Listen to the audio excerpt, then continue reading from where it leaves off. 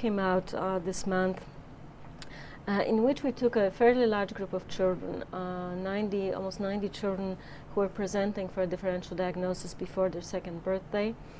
And we evaluated them very carefully and diagnosed some of them with autism, some of them with a pervasive developmental disorder not otherwise specified, which is a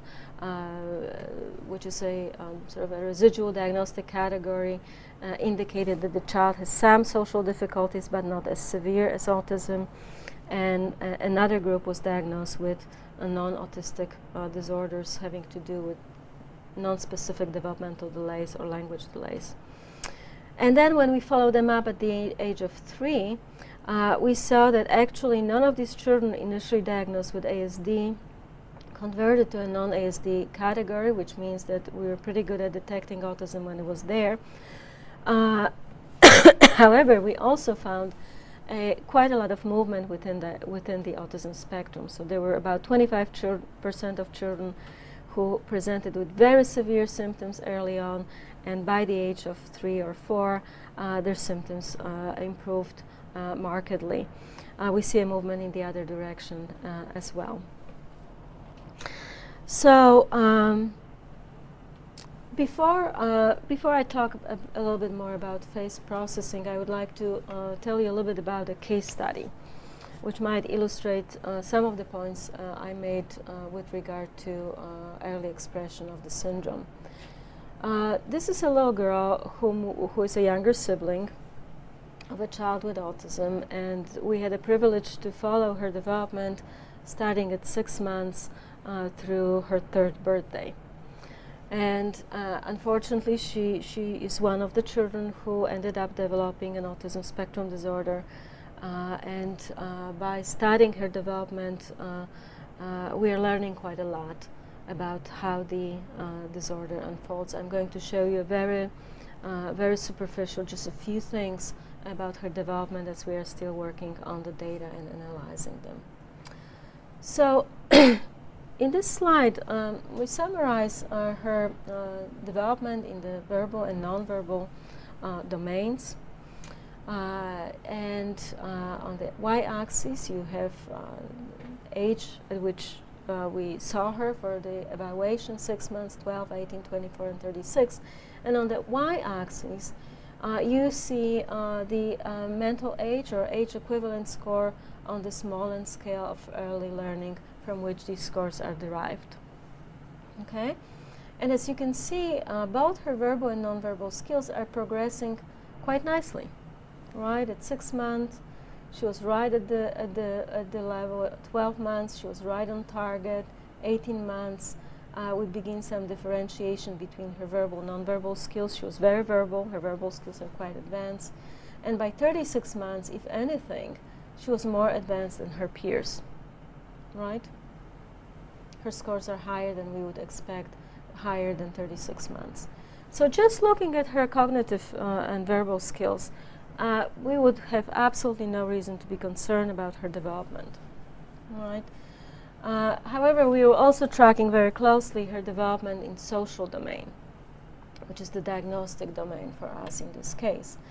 And we, in order to study that, we used the Autism Diagnostic Observation Schedule. This was a toddler version.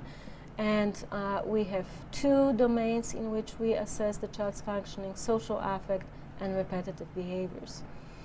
And the way the scale is designed, that the higher score denotes a greater degree of psychopathology. And as you can see, at the age of 15 months, she was doing just fine. These are very low scores, nothing going on this particular scale.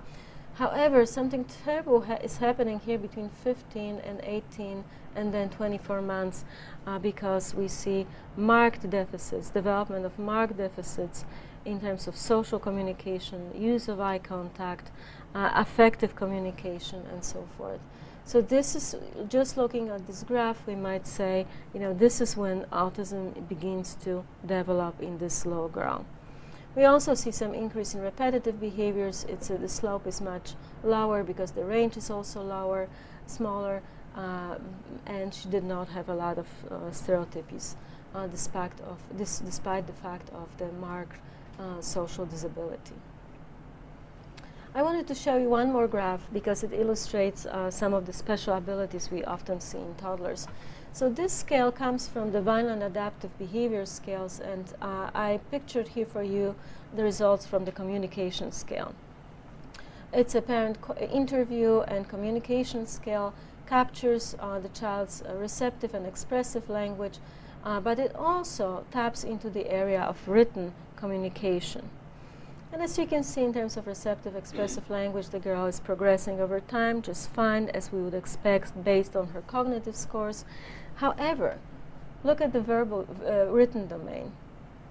Unbelievable jump happening at 18 months, to the point that at the age of 3, she functions more like a 4.5 or 5-year-old.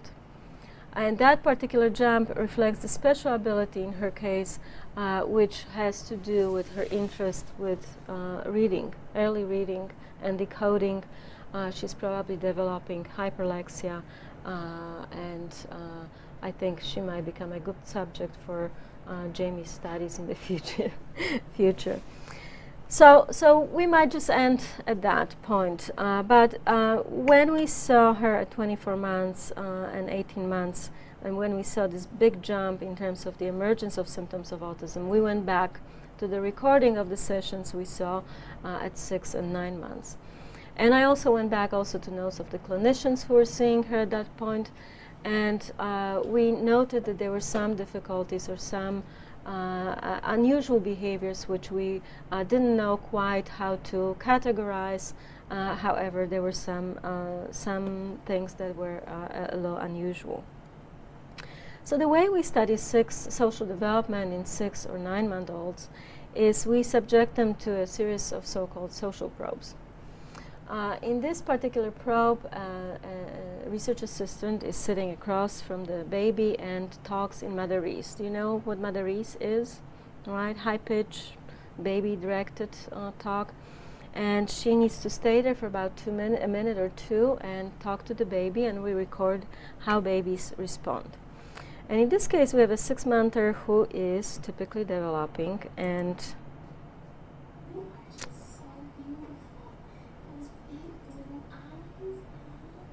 it's totally mesmerized.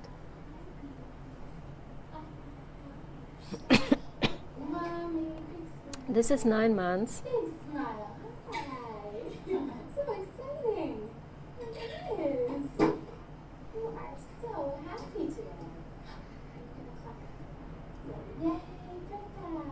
Walking around. You're gonna be walking too. So in this particular case, we have a typically developing baby, Madurese at 6 months. The baby is mesmerized. There are some smiles which she tried to insert in the research assistant's utterances.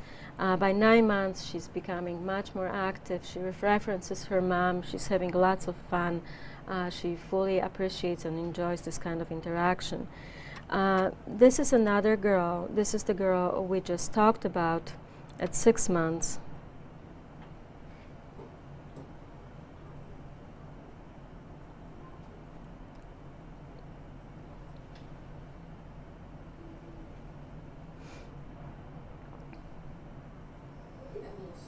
That's 9 months.